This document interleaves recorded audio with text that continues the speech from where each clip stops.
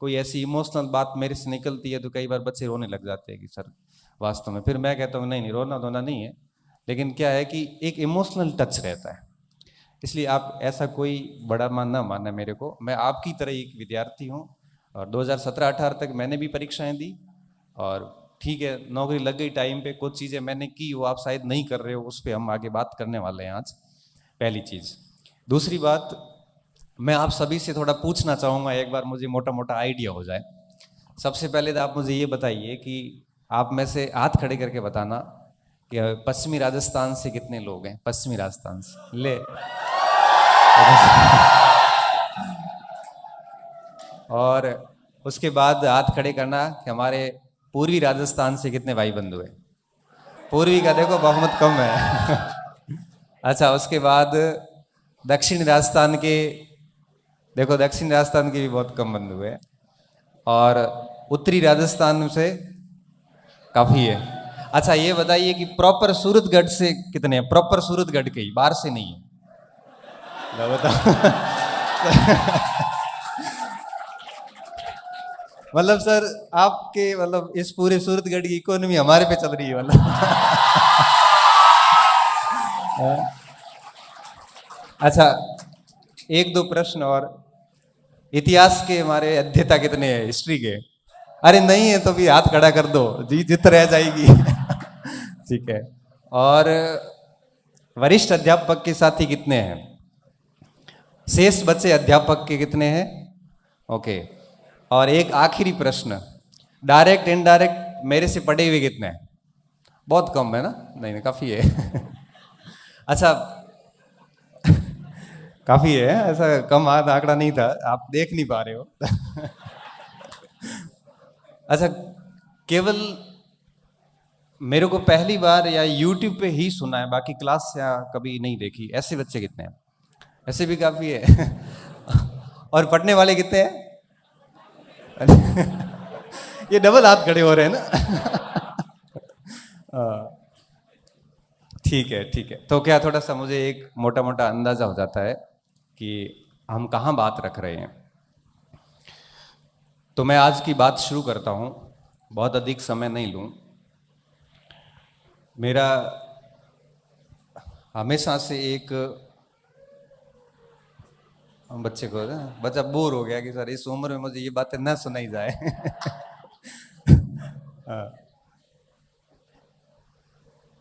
मैंने जब भी किसी मंच पे या किसी भी जगह कोई शब्द बोले हैं तो मेरी वार्ता कभी भी आदर्शवाद पे नहीं रहती, मैं हमेशा धरातली बात करता हूँ, यथार्थ बोलता हूँ, जो है वो बात करूंगा और जैसे मेरे अनुभव रहे हैं उसी बेस पे बात करूंगा। देखिए आप सभी बहुत दूर दूर से आए हुए, जैसा कि मैंने हाथ खड़े करवाए कि सूरतगढ़ प्रॉपर से बच्चे कम है, बाहर से अधिक आए हुए हैं, तो निसंदेह आप बहुत अधिक उम्मीदों के साथ यहाँ पे आए हैं। आप यहाँ पे कुछ लक्ष्य लेके आए हैं, आप यहाँ पे इसलिए आए हैं कि घर के डिस्टरबेंस से दूर होकर यहाँ आके आप बहुत तरीके से पढ़ाई कर सकें। जब आपका ज्ञान बहुत कम होता है तब आप बहुत अधिक बोलते हैं, जब आप बहुत अधिक पढ़ते हैं या लक्ष्य को लेके बहुत डेडिकेटेड हैं तब आप अपने आप खामोश हो जाते हैं। मैं हर विद्यार्थी को कहता हूं कि आप अपनी कंपटीशन की इस जर्नी में एक बात सीख लें, किसी को कोई उत्तर नहीं दे, बस जितना हो सकता है आप खामोश रहें। कोई कह रहा है कि क्या कर रहे हो, बस पढ़ रहे हैं, फेल हो रहे हैं, पास हो रहे हैं, कुछ भी जवाब नहीं देना, क्योंकि जितना अधिक जवाब दोगे उतने ही अधिक मौके मिलेंगे घेरने के लिए। खामोशियां सबसे बेहतर होती है एक स्टूडेंट के लिए, इससे बढ़िया कुछ नहीं होता कि वो चुपचाप पढ़ाई करे।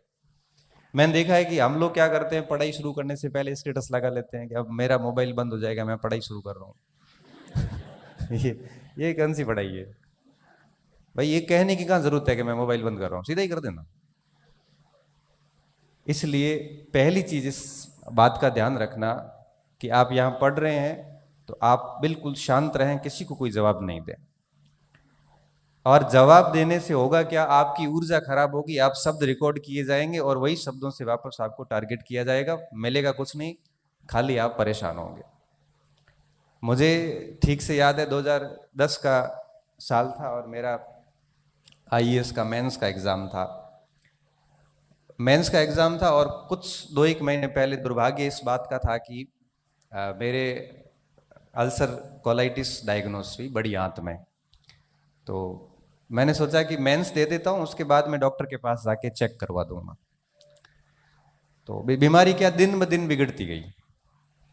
तो छठे सातवें दिन एक साथी ने कहा कि मेरे साथ ही रहता, उसने कहा यार परीक्षा का इंतजार नहीं करते अपन, पहले एक बार चेक करवा देते हैं, कुछ टैबलेट्स खा लेंगे उसके बाद ठीक हो जाएगा, मेंस दे देना उसके बाद बढ़िया चेकअप करवा लेंगे। ठीक है, हम हॉस्पिटल गए तो डॉक्टर ने कहा कि पूरे चेकअप वेकअप किए, 10 से 5-7 दिन बाद सारी रिपोर्ट्स आई।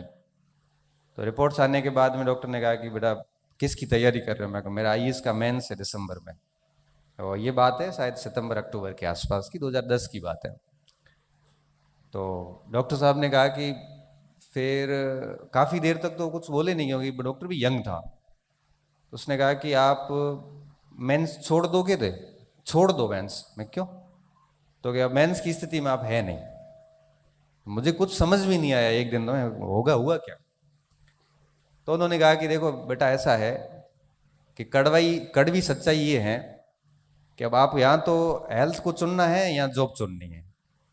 ये बीमारी अब आपके जीवन भर रहने वाली है, मरते दम तक खत्म होने वाली नहीं है, और इस बीमारी के साथ आप प्रशासन की नौकरी नहीं कर पाओगे। तो बेहतर ये है कि मैं आपको सुझाव दे रहा हूं कि अभी से आप इस फील्ड से दूर होकर अपना कोई दूसरा ऑप्शन चुनिए। इतना जब उस डॉक्टर ने बात करी तो ये व्यक्ति कोई स्वीकार नहीं कर सकता कि जब फर्स्ट अटेम्प्ट में आईएएस का मेंस दे रहा हो, दिल्ली बैठा हो और अपने पूरे ड्रीम को लेके डेस्परेटली सोच रहा है कि कुछ ही महीनों में मसूरी में होंगे। मसूरी आईएएस का ट्रेनिंग सेंटर है और पीछे की 6-7 साल की एक मेहनत थी कि भाई जाना ही है, मतलब जाना है, बात खत्म। मुझे नहीं मतलब कि हिंदी मीडियम में कितने सिलेक्शन होते हैं, इकोनॉमिक्स ऑप्शनल और हिस्ट्री ऑप्शनल के साथ में क्या होता है, मुझे नहीं मतलब। लेकिन मुझे मेरी तैयारी पे इतना भरोसा था कि भाई कुछ न कुछ डेफिनेटली होगा और ठीक होगा। लेकिन जब एंड टाइम पे जब ये सुनने को मिला तो उसके बाद मैं बहुत निराश हो गया। निराश का मतलब ये था कि अंदर से टूट सा गया, जैसे हिम्मत कुछ रही नहीं।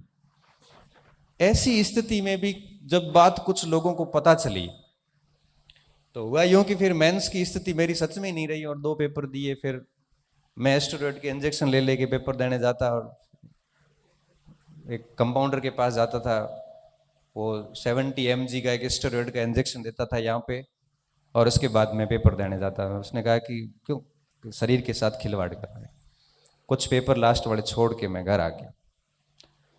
अब आप सोचिए कि आप कहते हो ना कि सर हमारे ऊपर कई बार कोई लोग कटाक्ष करते हैं, मेरे को बाड़मेर आने के बाद कुछ लोग ऐसे मिले कि प्री नहीं हुआ था, मेंस कहां से देगा। आप सोचिए कितनी असंवेदनशील बात है कि व्यक्ति किस स्थिति से जूझ रहा है। 58 kg के साथ दिल्ली गया था, 43 kg के साथ वापस आया है और 15 किलो भार लॉस करके घर आया कोई, तो डेफिनेटली कोई बड़ी दिक्कत ही रही होगी। लेकिन असंवेदनशीलता देखिए कि ये चीजें थी। फिर मैंने वापस कोई जवाब नहीं दिया, ठीक है अपने को क्या करना, जी आपको अगर लग रहा है तो ठीक है मान लो। और मैंने मेरे काम करता रहा, टैबलेट्स खाते रहे, शांति से काम करते रहे। आज आप देख रहे हो कि बच्चों का कितना मुझे प्रेम मिलता है। मैं कई बार मैं तो अभी भी भावुक हो जाऊं बात करते गए, इसलिए मैं थोड़ा मजबूत होने की कोशिश कर रहा हूं। ये सब चीजें क्यों होती है?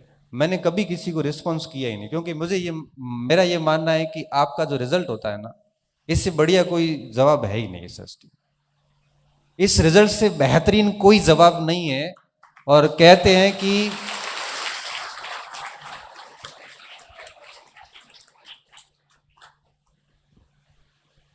जब एक पॉजिटिव रिजल्ट आता है ना, एक पॉजिटिव रिजल्ट चाहे 10 फेलियर के बाद में आओ, दुनिया की सारी सड़कें आपके घर तक आती है। पूछना नहीं पड़ता कि आपका घर कहां पे है, लोग अपने आप आपका घर ढूंढ लेते हैं। लोगों के द्वारा उठाई गई हर अंगुली वापस मुड़ जाती है। इसलिए कहते हैं कि काम हमें ऐसा करना है, बस किसी को कुछ बताना नहीं है, किसी को कुछ कहना नहीं है। मैं हमेशा कहता हूं कि बिल्कुल ये प्रदर्शन नहीं होना चाहिए कि मैं तैयारी कर रहा हूं, मैं क्या कर रहा हूं। आप यहां पे रहिए, सूरतगढ़ी रहिए, 5-7 का ग्रुप बना के रहिए और मेहनत ऐसी कि जान निकल जाए और रात को 12-1 बजे तक पढ़ते पढ़ते ऐसी स्थिति आ जाए कि यहाँ पे सीने पे रखी हुई किताब पड़ी रहे और आंखें बंद होने लगे कि भाई मेरे से इससे अधिक हो नहीं सकती। उस दिन आपको लगेगा, उस दिन लगेगा कि आप वाकई में मेहनत कर रहे हैं। देखो, मनुष्य की प्रवृत्ति होती है, जिस दिन आपका दिन खराब होगा ना, जिस दिन भी, उस रात को आपको अंदर से फील होगा कि यार मैं कर क्या रहा हूं यहां पे। रात को ठीक से नींद भी नहीं आएगी, हो क्या रहा है, मतलब मैं आया क्या हूं यहां पे, किस लिए यहां पे आया हूं। और जिस दिन आप सुबह उठ के और रात को सोने तक पूरे दिन जबरदस्त पढ़ाई की है, मतलब आपकी क्षमता से एक कदम आगे, उस रात की नींद ही अलग होती है, उस रात का सेटिस्फेक्शन अलग होता है। और मैं कहता हूं स्टूडेंट को, आप है ना ऐसे 5 दिन करके देखिए, 5 दिन आपको एक अलग प्रकार की अनुभूति होगी। और जब कुछ नहीं हो रहा है, समय खराब हो रहा है, तो खुद से सवाल कर लीजिए। मैं दिल्ली में था, उसी साल की बात है, 31 का टाइम था और बच्चों ने कुछ पार्टी गई थी, तो सभी ने कहा कि पार्टी करेंगे आज, ये वो, मेरे को कहा आप भी आना, मैं भी चला गया। पार्टी में गए, वहाँ पे बैठे रहे सब ने, कोई किसी ने अपने अपने हिसाब से सभी ने पार्टी की। मैं तो मेरा ब्राह्मण आदमी और जिंदगी में कोई कुछ किया नहीं, मैंने मेरी जीवन में कभी चाय के अलावा कोई नशा नहीं किया। और दूसरा किया पढ़ाई का, जो मुझे आज भी है। आज भी गाड़ी में आता हूँ तो किताब रखता हूँ कि 2 चीजें सीख के आऊंगा, नुकसान क्या है। तो 2-2:30 बजे वहां से फ्री हुए घर आए। घर आया तो आपको पता है कि 2-2:30 बजे सोते हैं, फिर सुबह जल्दी उठ नहीं पाते, पूरा शेड्यूल बिगड़ा। मैं बैठे रात को वापस जाता, सोचा कि यार गाँव छोड़ के बाड़मेर आया, बाड़मेर छोड़ के दिल्ली आया, क्या यही करने के लिए आया हूँ। मन में यही बातें आ रही कि कर क्या रहा हूँ, कितनी कंपटीशन है, लोग पढ़ रहे हैं और मैं इधर पार्टियां कर रहा हूँ। कितनी मुश्किल से पापा पैसे भेजते हैं, बड़ी मुश्किल से गाय का 2 किलो घी बचा के बेच के उसमें से 800-1000 रुपए आते हैं, वो बेचते हैं कि मेरा बच्चा पढ़ाई कर रहा है। उन्होंने खुद ने बाइक नहीं ली, ना साइकिल ली, वो पैदल ले आते हैं कि मेरे बच्चे को साइकिल दिला दूं ताकि वो कोचिंग और रूम का डिस्टेंस है वो जल्दी कवर कर सके। उन्होंने कई सालों से कपड़े नहीं सिलाए कि मेरा बच्चा है वो रात को नाइट पैंट और टी शर्ट में सो सके, वो रात को है वो धोती में ही सोएंगे, क्योंकि बच्चे को ठीक कपड़े दिलाने, क्योंकि मार्केट के बच्चों में देख के वो बच्चा अपने आप को कमतर फील नहीं करे। क्योंकि मार्केट के बच्चों की ड्रेसेस देखते हैं तो बच्चा वो भी लगता है उसको भी मैं भी कुछ ठीक कपड़े पहनूं। जब वो इतने सेक्रीफाइस करके आपके लिए 2000 रुपए भेज रहे हैं, हम यहाँ पार्टी कर रहे हैं, शर्म नहीं आती क्या, कर क्या रहे हैं हम। मुझे, मैं हकीकत बता रहा हूं, क्योंकि एक तो मेहनत की बदौलत बहुत जल्दी नौकरी लग गया। बाकी जब भी थोड़ा सा भी बेरोजगारी का दौर रहा और घर से जब भी पैसे आए, मस्तिष्क में प्रश्न हमेशा आता था कि इसकी वैल्यू हम कभी चुका ही नहीं पाएंगे। बस इसकी वैल्यू यही है कि जो उन्होंने उम्मीद की है हम उस अनुसार पढ़े। आप सोचो कि मैं अहमदाबाद के अंदर हॉस्पिटल में एडमिट, राजस्थान अस्पताल के अंदर, मेरे वही कोलाइटिस की प्रॉब्लम, और मैं सोता सोता यहाँ से मेरे को कहा था कि भाई एडमिट करेंगे, तो मैं साथ में 4-5 किताबें ले गया। और वहां जाके जब अस्पताल में एडमिट किया तो एक हाथ में ये लगी हुई नली और मैं पढ़ाई आराम से किताबें देख रहा हूँ। मैंने कहा क्यों, क्योंकि बीमारी तो जाएगी नहीं, ये तो बात है, इसको तो स्वीकार करना ही पड़ेगा। पढ़ाई छोड़ दी तो ये करियर भी खत्म, क्योंकि यही एक ऑप्शन है कि जिसकी बदौलत हम अपने आप को वापस स्थापित कर सकते हैं, बाकी कोई ऑप्शन ही नहीं है। तो परिस्थिति हम, क्योंकि देखो हम रोज ऐसे कई जगह देखो, छोटी सी समस्या आती है तो बच्चे मैसेज करते हैं मुझे, सर मेरे ये दिक्कत है, वो जीते जी तो आएगी, जाएंगे ना उसके बाद अग्नि का एहसास भी नहीं होता। अगर आप जिंदा हैं ना तो दिक्कतें आएगी, किसी के फैमिली इश्यूज होंगे, किसी के आर्थिक इश्यूज होंगे, किसी के शारीरिक होंगे, हर प्रकार के इश्यूज आते हैं। लेकिन मैं ये मानता हूं कि अंदर अंदर धुन होती है ना एक, अगर वो धुन है तो मुझे लगता है कि वो समस्या आपको बहुत अधिक रोक नहीं सकती।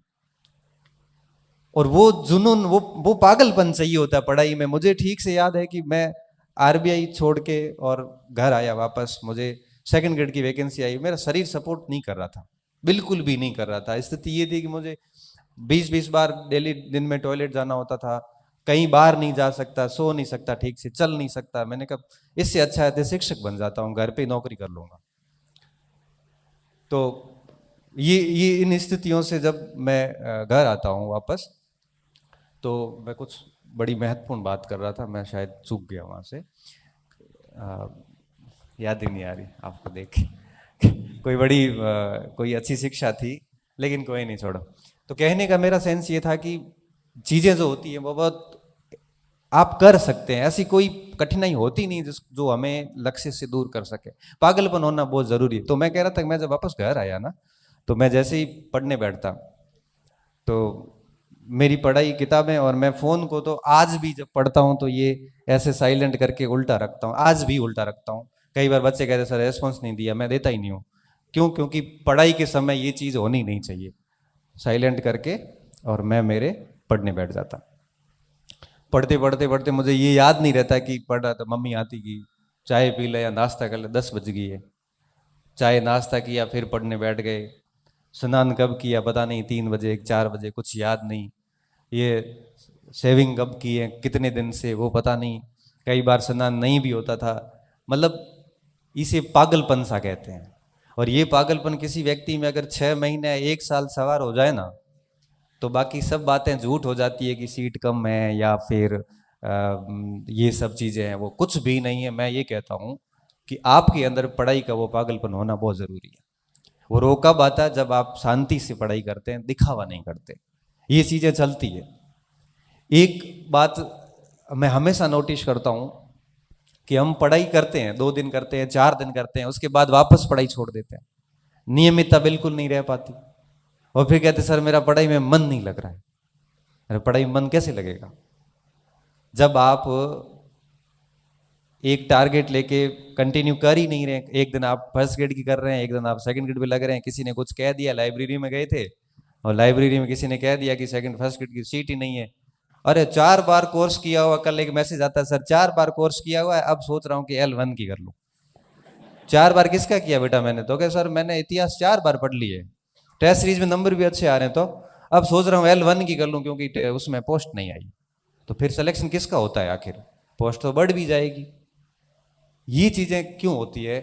ये चीज़ें सिर्फ इसलिए होती है कि हमारी नियमितता होती नहीं है। हम यहाँ पे लाइब्रेरी में गए, लाइब्रेरी में जाने के बाद किसी के पास में नई किताबें 4 देख ली, हमारा मूड खराब हो गया कि वो ये पढ़ रहा है, मेरे पास तो अलग किताबें हैं, उसके पास तो उसके नोट्स है, मेरे पास तो ये नोट्स है, मेरे नोट्स में तो वो शब्द लिखा हुआ ही नहीं है, इसके नोट्स में तो पढ़ा है।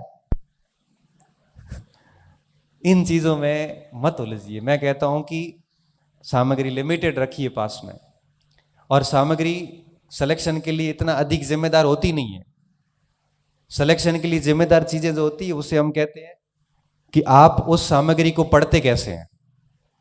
आप एक ही किताब आप मुझे दे दो और एक ही किताब आप ले लो, दोनों उन किताब को पढ़ते हैं, और उसके बाद आप देखना कि दोनों के जब मार्क्स आएंगे तो आपको क्या लगता है दोनों के नंबर सेम आएंगे?